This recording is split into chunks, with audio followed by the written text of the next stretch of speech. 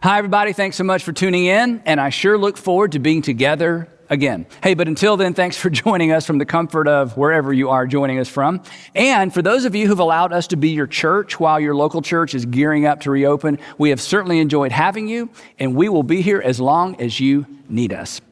Today, we begin a brand new 4-part series entitled Leading Through, and the subtitle is 3 Essentials for Navigating Uncertainty. 3 Essentials for Navigating Uncertainty. Now, here's the thing.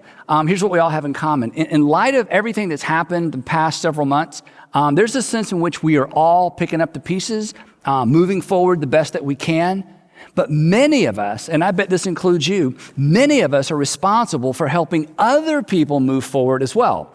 Family members, maybe employees, team members, students, members of the community. So if you're a parent, a manager, a business owner, an executive, a teacher, a coach, a mayor, maybe part of a city council, people are looking to you and they're looking to me for direction. They're looking to us for inspiration, and mainly, they're looking to us for hope. And you know this because you're a leader. Leading under normal circumstances and leading in normal conditions is tough enough, right? But leading people through and out of what we've just come through, not for the faint of heart. And I won't tell if you won't, but the people who are looking to us for leadership, they have no idea how unprepared we are and how unprepared we feel, right? Because, come on, we don't have all the answers. We don't have all the answers. We don't always know what to do. And isn't it true? We're just kind of making this up as we go along. At least I know I am. So anyway, having the discipline and I think having the humility to admit that you don't have all the answers, it actually makes you a better parent, a better boss, a better teacher, a better government official, better coach. It makes you a better leader. I mean, come on. There's no point in kidding ourselves. And there's no point in kidding the people who are looking to us for direction. Uncertainty is a permanent part of life, and it's a permanent part of the leadership equation. In fact, uncertainty is why the world needs leaders. It's why your family, your company, it's why your city needs you. So here's what we're going to do. In this series, we're going to discuss 3 essentials for leading through times of disruption and leading through uncertainty. Now, I think these are non-negotiables. I think to some degree, these are irreducible minimums. They're always important, but in times of uncertainty, I think they're more important than ever.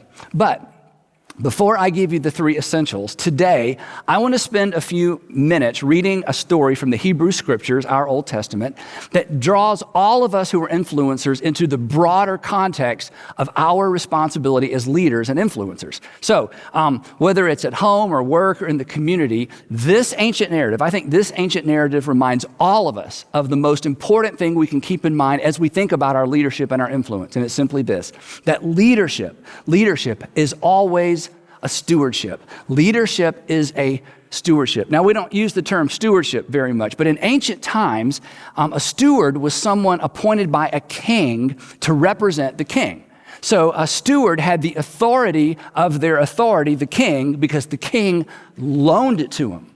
It was given to them, and it could be taken away. And as we're going to discover, this is true of our influence and our leadership as well. And the more successful we are, the more successful you are, the easier it is to lose sight of this very, very, very important component of leadership. To put it bluntly, to leverage kind of modern business vernacular, we don't have people.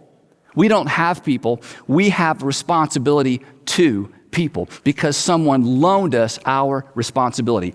All leadership is a stewardship. And here's the second part. Not only is it a stewardship, it's temporary. It's temporary. The clock is ticking. Time will eventually run out on your influence. Time will eventually run out on your authority. Eventually, it'll either be taken away from us or we will simply give it away because it's temporary. And the reason it's temporary is we're temporary. And knowing there's an expiration date on our influence should inform our posture and our tone and our humility as leaders. We should lead with the end in mind because there's an end. Eventually our time runs out. And when it ends, your legacy will be established. And here's some bad news.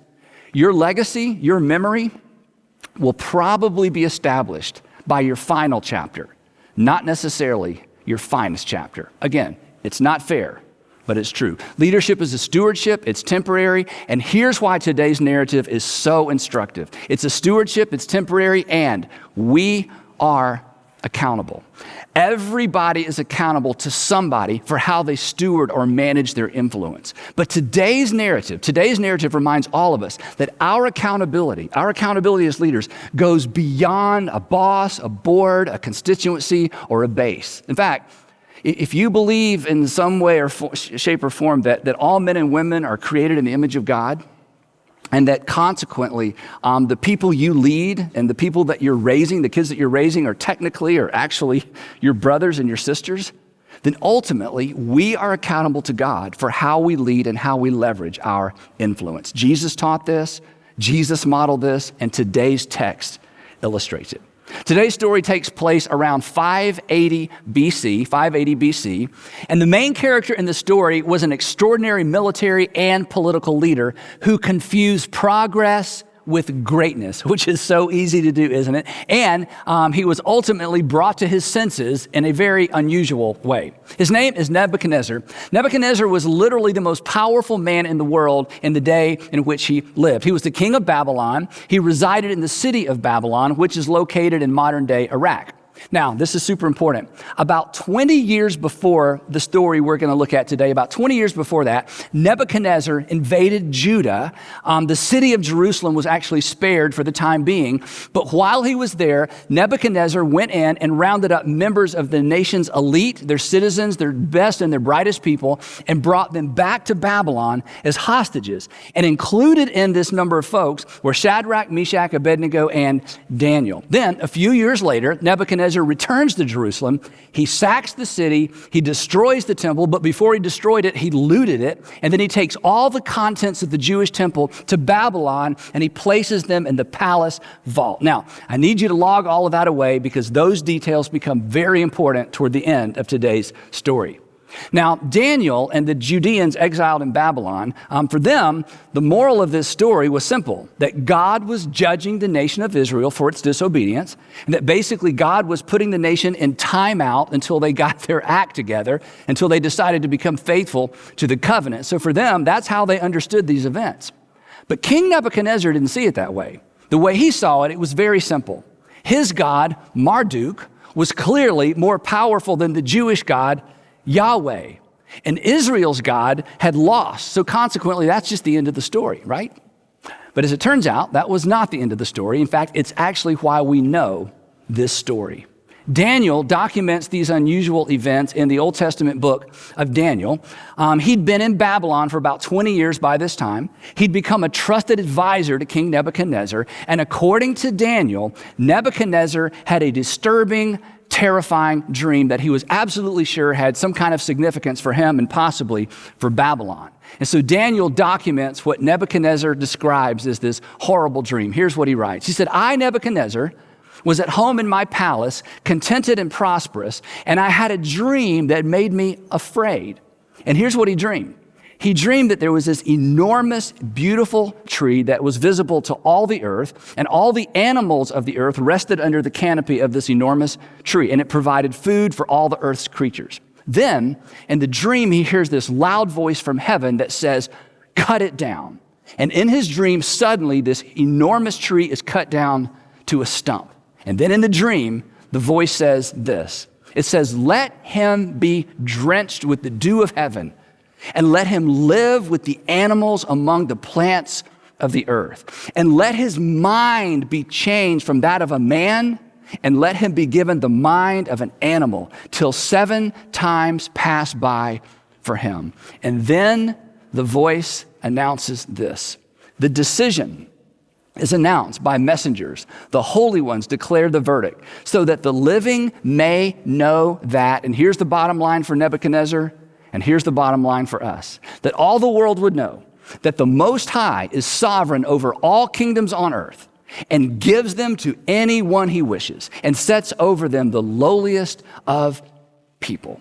So when Nebuchadnezzar wakes up from this dream, he is terrified and he knows it has something to do with him. So he calls in all the usual suspects to help him interpret this dream, and they either can't or perhaps they won't. And eventually he brings in Daniel.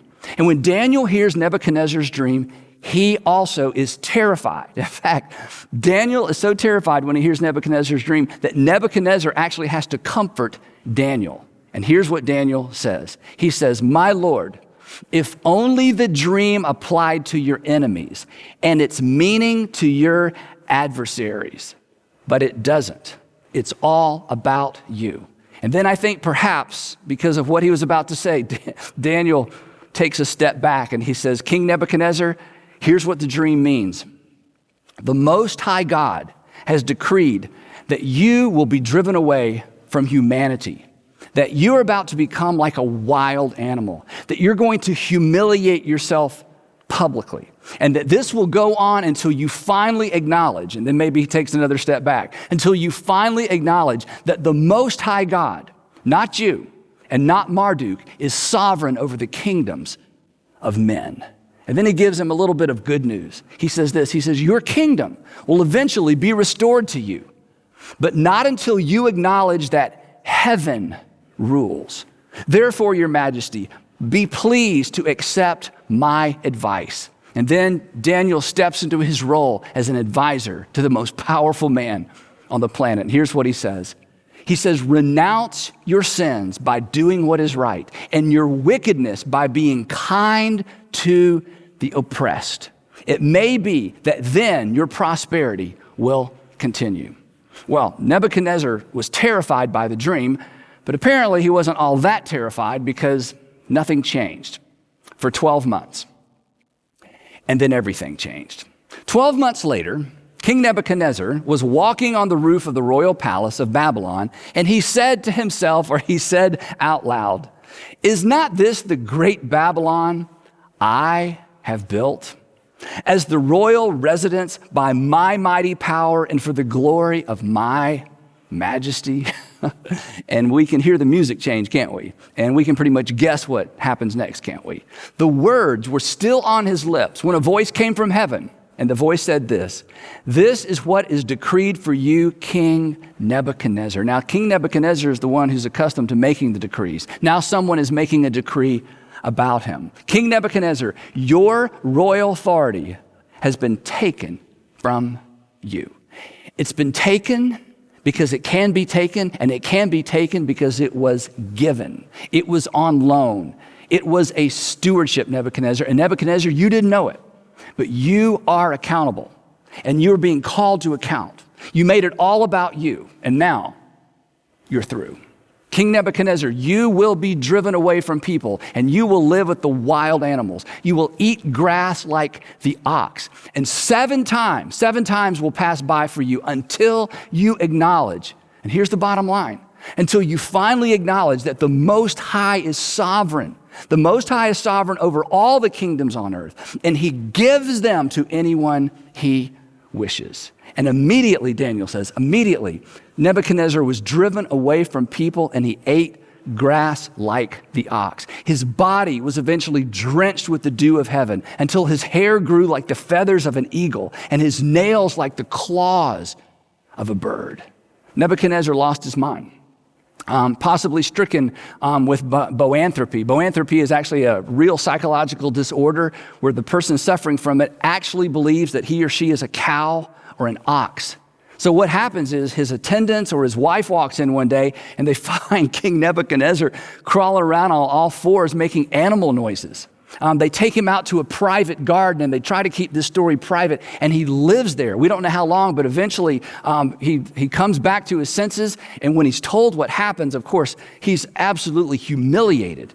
And he puts two and two together, and he remembers the dream, and he remembers Daniel's interpretation of the dream. And Daniel takes down his confession, and here's what Nebuchadnezzar said at the end of that time. He said, I, Nebuchadnezzar, raised my eyes toward heaven, and my sanity was finally restored. And then, of course he did, then I praised the Most High. I honored and glorified him who lives forever. His dominion is an eternal dominion. Suddenly, it's not all about Marduk. It's all about Daniel's God. His dominion is an eternal dominion. His kingdom endures from generation to generation. This is so powerful. No one can hold back his hand or say to him, what have you done? And now I, Nebuchadnezzar, praise and exalt and glorify the King of heaven, because everything he does is right and all his ways are just.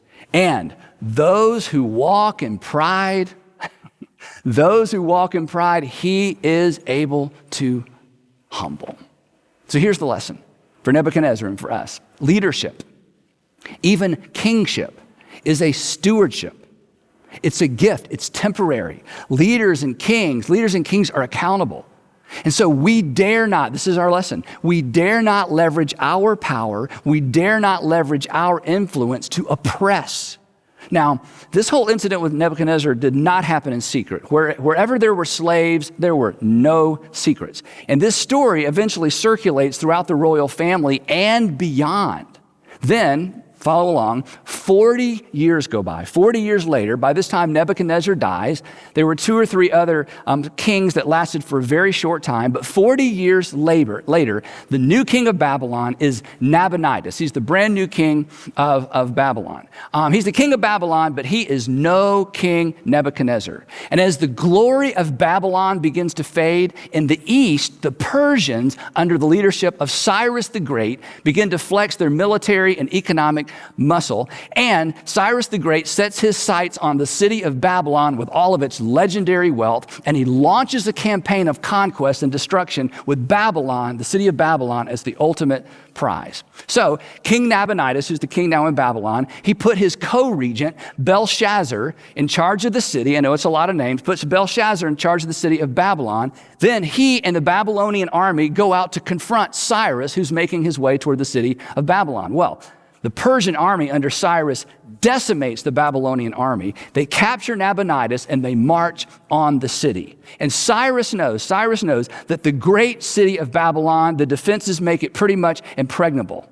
But he's going to march on the city anyway. Meanwhile, inside the city of Babylon, Belshazzar, who now considers himself the king, prepares the city for a protracted siege. He reinforces the gates as the Persian army surrounds the city, and he's so confident the Persians will never breach the walls of Babylon. I mean, from his perspective, the Persian army is going to, thirst to death, starve to death, or if they stay too long, they're going to freeze to death. But there was no way they would take the city of Babylon. So, with the city's defenses set, Belshazzar decides to throw a party, a huge party.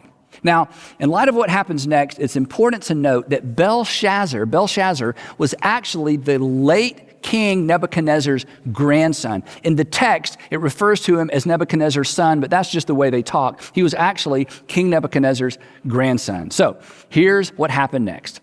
King Belshazzar gave a great banquet for 1,000 of his nobles. This was a big party, and he drank wine with them. And while Belshazzar was drinking his wine, he gave orders to bring in the gold and silver goblets that Nebuchadnezzar, his father or his grandfather, had taken from the temple of Jerusalem. We talked about that up top, remember? So they brought in the gold goblets that had been taken from the temple of God in Jerusalem. And the king and his nobles, his wives and his concubines drank from them. They essentially made a mockery of these sacred things that had been taken from God's temple in Jerusalem. But it gets worse. As they drank the wine, they praised the gods of gold, the gods of silver, of bronze, iron, the gods of wood, and the gods of stone. And Yahweh had finally had enough. The text says that suddenly, the fingers of a human hand appeared and wrote on the plaster of the wall near the lampstand in the royal palace. And the party stopped, right? The king watched the hand as it wrote, but he can't read what's being written. In fact, nobody can read it. The text says that his face turned pale and he was so frightened that his legs became weak and his knees were knocking. And then Belshazzar announces to everybody at the party, anyone who can read this, anyone who can read and interpret this writing, I will make them the third highest ruler in the kingdom. But nobody steps up. Now, his queen, who apparently either wasn't invited to the party or who left early, hears all of this commotion, or maybe she hears a lack of commotion. She steps into the banquet hall. She glances up at the wall and sees this strange writing on the wall, and she comes over to the king and she says, "Pumpkin," or however she referred to Belshazzar. "Pumpkin," she says, "don't be alarmed. Don't look so pale. There's actually a man in your kingdom who has the spirit of the holy gods in him. King Nebuchadnezzar actually appointed him to be the chief of the magicians, enchanters, astrologers, and diviners a long time ago. And this man has in him the ability to interpret dreams, explain riddles, and to solve difficult problems. Call for Daniel, and he will tell you what the writing means. Now, Daniel must have been in his 70s by this time. Apparently, he'd been forgotten by everybody except perhaps the queen. So they find Daniel, they usher him in. Belshazzar repeats his promises of wealth and glory and power. Daniel shakes his head. He glances up at the strange script that's, written on the plaster, and he says, you may keep your gifts. You may keep your gifts for yourself, Belshazzar, and give your rewards to someone else. Nevertheless, I will read the writing for the king, and I will tell him what it means. And I'm sure you could have heard a pin drop in the throne room as Daniel begins. And he says this, Your Majesty, he recounts a little history, puts this in context. Your Majesty, the Most High God, and here's our word, gave your father or your grandfather Nebuchadnezzar sovereignty and greatness and glory and splendor. It was a gift. Because, he says, because of the high position he gave him, all the nations and all the peoples of every language dreaded and feared your grandfather Nebuchadnezzar. But when his heart became arrogant and hardened with pride, he was deposed from his royal throne and stripped of his glory until he acknowledged, and here's the bottom line, until he finally acknowledged that the Most High God is sovereign over all kingdoms on earth, and he sets over them any one he wishes. Then I think he paused, and he looks at Belshazzar right in the eye, and he says this, But you, Belshazzar, his son, have not humbled yourself, though you knew all of this. You've heard this story before. You knew what happened to your grandfather. You've been warned. You should know better. But instead, you have set yourself up against the Lord of heaven. And then I think Daniel got a little bit angry because as he looked around the throne room and he saw these precious articles that had been stolen from the Jewish temple being used the way they were, and he shakes his finger in the face of the king and he said, you had the goblets from his temple brought to you, and you and your nobles and your wives and your concubines drank wine from them. You have made a mockery of Yahweh. And then, to make it worse, you praise the gods of silver and gold, of bronze, iron, wood, and stone, which cannot see or hear or understand. He just offends their entire pantheon of gods. But you did not honor the God who holds in his hand your life and all your ways. Therefore, he sent the hand that wrote the inscription, to which he could have added, and are you really sure you want to know what it says? Here is what the words mean. Mene, God has numbered the days of your reign and brought it to an end. Belshazzar, your leadership was a loan, and God is calling the loan. Tekel, you have been weighed on the scales, and you have been found wanting. You are accountable. You've been evaluated. Perez, your kingdom is divided and given to the Medes and the Persians. It's been taken away. You thought it was yours. It was never yours. He gives and he takes away, and now he's taking it away.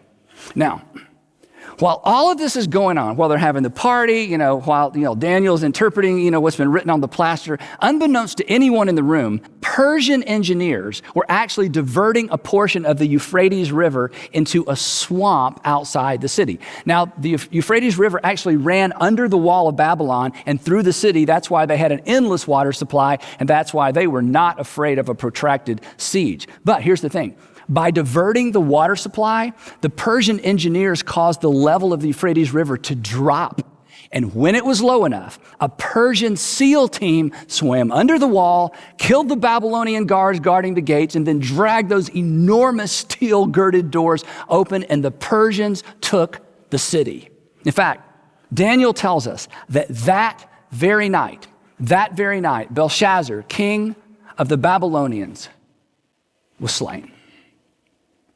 The Most High is sovereign over all kingdoms on earth, and he gives them to anyone he wishes.